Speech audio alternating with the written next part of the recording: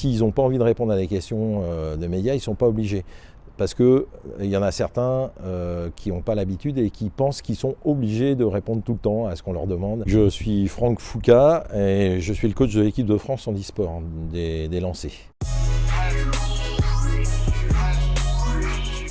Je suis l'entraîneur de Badr en équipe de France depuis une dizaine d'années. Après, Badr s'est entraîné avec d'autres entraîneurs en club. Je suis qualifié depuis octobre. J'ai été sollicité par quelques médias aux Jeux paralympiques en 2016.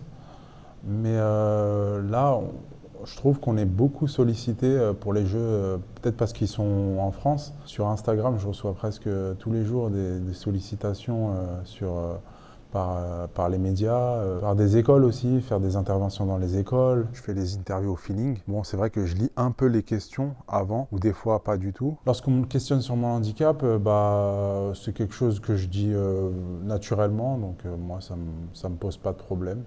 Les questions qu'on me pose dans les interviews, c'est principalement des questions sur mon sport, sur les règles du sport. J'ai aussi des questions personnelles sur mon accident, sur ma résilience par rapport au que je suis revenu dans le sport et dans le sport de haut niveau. La Fédération française en e-sport nous met à disposition des webinaires. C'est sur la thématique du média training. C'est super bien parce que nous, on n'est pas entraînés au média training. On leur explique que s'ils ont envie de dire quelque chose, ils peuvent le dire.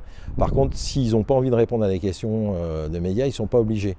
Parce qu'il y en a certains qui n'ont pas l'habitude et qui pensent qu'ils sont obligés de répondre tout le temps à ce qu'on leur demande, alors que ce n'est pas une nécessité. Et il y a d'autres athlètes qui, grâce justement au webinaire et au fait de s'exprimer de plus en plus, commencent à éviter les écueils. Ils ne se mettent plus en porte-à-faux, du moins ils essayent. Parce que malheureusement, avec l'internet, c'est tellement facile de tourner une phrase, de prendre juste une phrase ou un morceau de phrase et de la tourner comme on veut.